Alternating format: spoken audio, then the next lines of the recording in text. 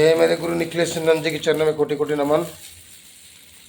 मेरी माँ काली, महालक्ष्मी, महासरस्वती, मेरी माँ दुर्गा, मेरी मामा, मेरी मम्मी, मेरी माँ बगलामुखी और मेरी माँ वाराही देवी के चरणों में कोटि कोटि नमन।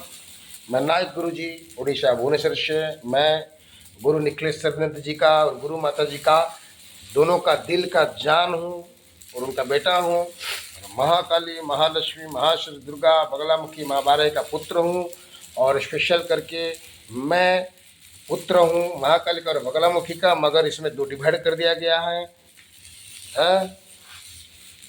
देवकी बन के माँ काली ने मुझे जन्म दिया और जसोदा बन के माँ बगलामुखी ने मुझे पाल रहा है। तो इस नायक का कोई डर नहीं है इस संसार में, हम डरते नहीं किसी से। मैं आप लोगों से गुजारिश करता हूं कि आप इस वीडियो को ज़्यादा से ज़्यादा शेयर करें। मैं आज कुछ न्यूज़ चैनल देख रहा था, उसमें बागेश्वर धाम का धीरेन्द्र शास्त्री का बात सुन रहा था, कितनी शर्मनाक है। मैं किसी बाबा को बदनाम करना नहीं चाहता हूं, मैं एक छोटा सा उपासक हूं, इसलिए मुझ में संस्कार है। मैं किसी भी साधु संत के बारे में कहना गलत बात है, मैं इसको मानता हूं, लेकिन आज मजबूर होकर कह रहा हूं। बागेश्वर धाम सरकार धीरेन्द्र शास्त्री के बारे में कुछ टिप्पणी बोलना चाहता हूं। मैं उस धीरेन्द्र शास्त्री पंडित से बोलना चाहता हूं, धीरेन्द्र बाबू, ये जो दो बार जो भगदड़ हुई कुंभ मेला में, मैं एक देश का नागरिक होने की वजह से साधु संत तपस्वी बाद में, पहले मैं इस देश का नागरिक हूं और मेरा कहने का धर्म है। जहां पर गलत दिखा तो मैं कहूँगा, और मैं कोई खराब नहीं बोल रहा हूँ, न्याय की बात कर रहा हूँ। इतने बड़े पवित्र स्थान महाप्रयाग, महाकुंभ मेला, जो वो 144 साल के बाद जो आया गिरा, अभी इतने लोगों के कितना सपना है, बुढ़े बुढ़िया, माँ बाप, चाचा चाची, भाई बंधु, कौन ले गया, करोड़ों करोड़ों लोग गए थे स्नान करने के लिए। मैं उन लोगों से एक बात कहूँगा कि आप लोगों के अंदर ये मूर्ख है। संसार की गलियों में, संसार के पहाड़ों में, संसार की हर गांव में, गलियों में बहती हुई नदी ही गंगा है। गंगा कोई नहीं है, हर नदी, हर नाल, हर पानी, घर का पानी भी गंगा ही है, क्योंकि सब गंगा से तो उत्पत्ति है।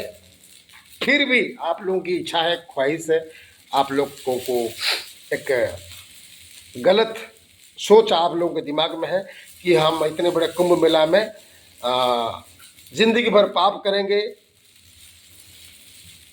पराई स्त्रियों के ऊपर बुरी नज़र डालेंगे, पराई बहन बेटे के ऊपर बुरी नज़र डालेंगे, रेप करेंगे, मर्डर करेंगे, चोरी करेंगे, डकैत करेंगे, दान दक्षिणा नहीं करेंगे, पूजा पाठ कुछ नहीं करेंगे, खाली मामूली पूजा करेंगे, भगवान का नाम जप नहीं करेंगे। लेकिन आप लोग की सोच है कि जाए गंगा में नहा ले, पाप धुल जाएगा और हमको भगवान को हटाकर उनका रत्न सिंहासन हमको मिल जाएगा, बराबर ना? ठीक है, जाओ, ये आपकी इच्छा है, आपकी चिंताधारा है, आपकी सोच है, इसके बारे में हम कहने के लिए हमारा हक नहीं है। लेकिन मैं आप लोगों के लिए ही कह रहा हूँ ये बात। उस धीरेन्द्र शास्त्री पंडित से, धीरेन्द्र शास्त्री जी, आपने 3 बार आपने न्यूज़ चैनल की जो लड़कियां वीडियो बना के चैनल में छोड़ी है, उस वीडियो को देखा कि को बहुत सारे लड़कियां, बहुत सारे रिपोर्टर आपको गाली दे रहे हैं, बोलते हैं। धिक्कार है धीरेन्द्र शास्त्री पर, धिक्कार है उसके पंडित के ऊपर, धिक्कार है इस ब्राह्मण पर, धिक्कार है धीरेन्द्र शास्त्री के ऊपर। आप लोग, आपको जब लोगों ने गाली दिया, निंदा सुनाया, क्या हमें अच्छा लगता है? अच्छा लगता है? नहीं लगता है। भगदड़ी में, देवप्रयाग में, प्रयागराज में भगदड़ी में 2 बार भगदड़ हुआ। उस भगदड़ी में इतने आदमी मर गए, किसका बेटा मर गया, किसका बच्ची मर गई, किसका बहन मर गया, किसका कोई मर गया। सरकार तो छुपा रहा, चलो कोई बात नहीं, लेकिन आप तो साधु संत ज्ञानी विज्ञानी अपने आप को मुगले आजम समझते हो इस भारत देश का, तो आपके अंदर मुंह से ऐसी गंदी बातें कैसे निकला? आप क्या बोल रहे हैं? गंगा में जो मरेगा वो स्वर्ग को जाएगा, और ऐसे मरते रहते हैं। उससे अच्छा कि गंगा में मर गया वो स्वर्ग को जाएगा। कभी तुम्हारे घर में जाके गंगा में कोई मरा है? मेरी सवाल ये है, अगर स्वर्ग जाता है तो तू क्यों नहीं मर जाता है गंगा में? तू खुद क्यों नहीं डुबकी लगा के मर जाता है? बोल। क्योंकि तेरे घर की, परिवार की जान जान है, तेरी जान जान है, पब्लिक की, लोगों की, मासूम लोगों की जान की कोई कीमत नहीं है। एक तो सत्ता दबा रहा है, राजनेता दबा रहे हैं, उसके साथ तुम भी मिले हुए हो। तुम बता रहे हो कि ऐसा मर गए, तो बहुत सारे मरते हैं, मर जाते हैं, और मर तो गया, गंगा में मर गया, पवित्र हो गया। और गंगा में जो मरता है वो ऊपर जाता है धाम पे, वैकुंठ धाम पे। भगवान विष्णु अपना सिंहासन छोड़ देगा और बोलेगा गंगा में नहा के आया है, गंगा में मर के आया है, आ मेरे वैकुंठ में बैठ जा। हाँ, जिसके घर की, परिवार की एक सदस्य की मौत हो गई, आपको पता है, घर की, परिवार के सदस्य की मौत हो गई, उसके मन में क्या चल रहा होगा, कितना दुख से वो टूट गया होगा, बिछुड़ गया होगा, उसका खून बिछड़ गया। ये कष्ट जो है ना धीरेन्द्र बाबू, अपने आप को पंडित महाज्ञानी बनाने वाले, दुनिया को बोलने वाले, मैं तो मानता नहीं हूँ तू, क्योंकि तू एक मूर्ख है। मैं बता रहा हूँ तुझे कैसे शक्ति मिला है, बता रहा हूँ मैं तुझे। तेरी पूर्व जन्मों की कर्म का फल अच्छा था, बहुत पुण्य था। तुम्हारे बाबाओं के, मैं सन्यासी बाबा की निंदा नहीं करूंगा, ना हनुमान का निंदा करूंगा, क्योंकि सन्यासी बाबा तुम्हारे अच्छे तपस्वी थे, उनका कृपा मिला, और हनुमान जी का कृपा मिला, जिसकी वजह से तू उठ गया। तू बोल मत कि तेरे पास शक्ति है। मैं बगला पुत्र, मैं शिष्य किसका हूँ? गुरु निखिलेशानंद जी का। देख, तू सन्यासी बाबा का पूजा करने के बावजूद भी तू मेरे गुरु निखिलेशानंद जी का फोटो को तुम्हारे मंडप पे लगा है। क्यों लगा है? लंदन में तुम कथा करने जा रहे थे, लंदन में तुम्हें कथा करने में रोका गया, तुमको जगह नहीं दी गया। मेरे गुरु निखिलेशानंद जी का आश्रम में जाके उधर पकड़ के, सबको पकड़ के उनका गुरु बताकर तुमने उधर, ये तुम्हारी, देखो भाई धीरेन्द्र बाबू, ये तुम्हारी पर्सनल मामला है, हम कुछ नहीं बताना चाहते हैं आपके बारे में। हम खराब भी कहना नहीं चाहते हैं, क्योंकि आप खराब हो या अच्छा हो या बुरा हो या क्या भी हो, वो आपकी जगह पे है, हम आपको कुछ कहना नहीं चाहते हैं। परंतु ये कहना पड़ा क्योंकि तुमने लोगों की मौत के ऊपर तुमको मजाक लगा, किसी के परिवार का आदमी मर गया, तुमको मजाक लगा, और तुमने हंस हंस के बोल रहे हो गंगा में मर गया, वो ऊपर चला गया। तुम मर जाओ ना, तुम खुद मर के देखो एक बार, तुम्हारे घर की कोई आदमी अगर मर जाएगा क्या लगेगा? और तुम बता रहे हो शक्ति। चलो, मैं शक्ति से टक्कर लेने की जरूरत, रेडी हूं, मैं तैयार हूं। मैं कौन हूं, मैं क्या हूं, मैं तो खुद जानता नहीं हूं, लेकिन मैं भी प्रस्तुत हूं। तुम्हारे पास कोई शक्ति नहीं है, मैंने पहले बताया, पुण्य के हिसाब से। और 50 लाख आदमी के अंदर देवेंद्र, तुम्हारा पर्चा निकला तो सारा 50 देवेंद्र उसके अंदर होगा, कोई भी एक देवेंद्र आ जाएगा। तुम अगर इतनी पर्ची निकालते हो, इतनी भविष्य बताते हो, 2 बार रेल दुर्घटना हुई, प्रयागराज में, कुंभ मेला में, भगदड़ी में इतने लोग मर गए, तो तेरा पर्ची कहाँ था? हिंदू राष्ट्र बनाने के लिए भारत के अंदर झगड़ा लगा रहा, कलह लगा रहा, लोग मारा मारी होंगे, मर जाएंगे। तुमने कभी ये बात बोला है कि भारत में सब मिलके रहेंगे, लेकिन कानून के हिसाब से रहेंगे?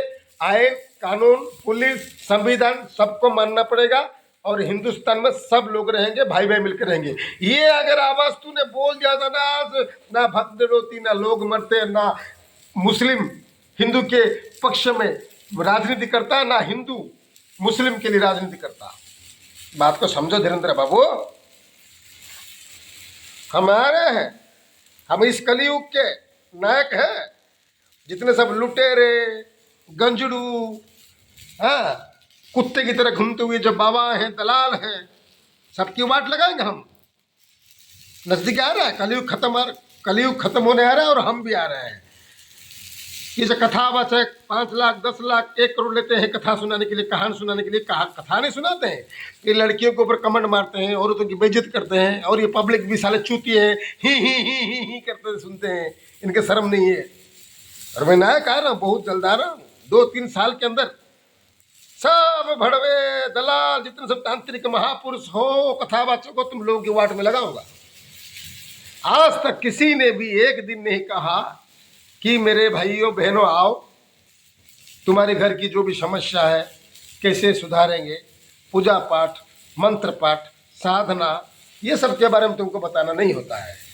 खाली तुम बोलते हो आओ कथा सुनो, पैसे देके जाओ, और हिंदू राष्ट्र बनाएंगे, सब हिंदू खड़े हो जाओ, और मुस्लिम तुम सब मर जाओ, सब जात मर जाओ, तुम अकेला ही रहो, क्योंकि तुम ही भगवान के, परमात्मा के पुत्र हो, और बाकी सब चूतिए कुत्ते हैं ना। मैं नायक हूं, तुम्हारी अपनी शक्ति से पूछो यह नायक कौन है और नायक क्या चीज है। मैं कसम बोल रहा हूं, मां बगलामुखी के हवन में बैठा हूं, मैं तुम्हारी शक्ति बता देगी कि मैं क्या चीज हूं और किस लिए आया हूं और सबका भांडा फोड़ने आया हूं, बता देंगे। मुझसे बात करने की जरूरत नहीं है, तुम पूछो, अपनी शक्ति से पूछो, मेरे बारे में बता देंगे। 5 साल से ऐसे ही मैं अग्नि में बैठा हूं, लोगों को बेवकूफ नहीं बना रहा हूं भाई। मुझे और भी हवन करना है और आगे जाना है, उसके बाद मैं अपना पांव कदम निकालूंगा, तब थर थरा करके कांपेगा जितने सब बड़े दलाल साहब इस भारत देश की वाट लगा रहे हैं। ठीक है,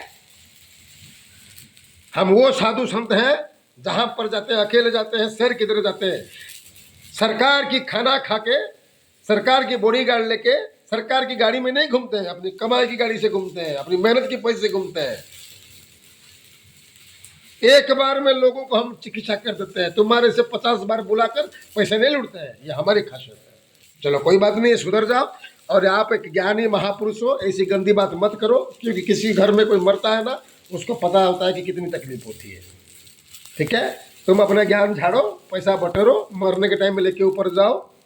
हाँ, लेकिन लोगों के बारे में ऐसा मत कहो, क्योंकि किसके घर में कोई मर गया होगा ना, उसकी तकलीफ, उसके 11 दिन, उसके 13 दिन कितना दर्दनाक से गुजरेगा ना, उसको पता है।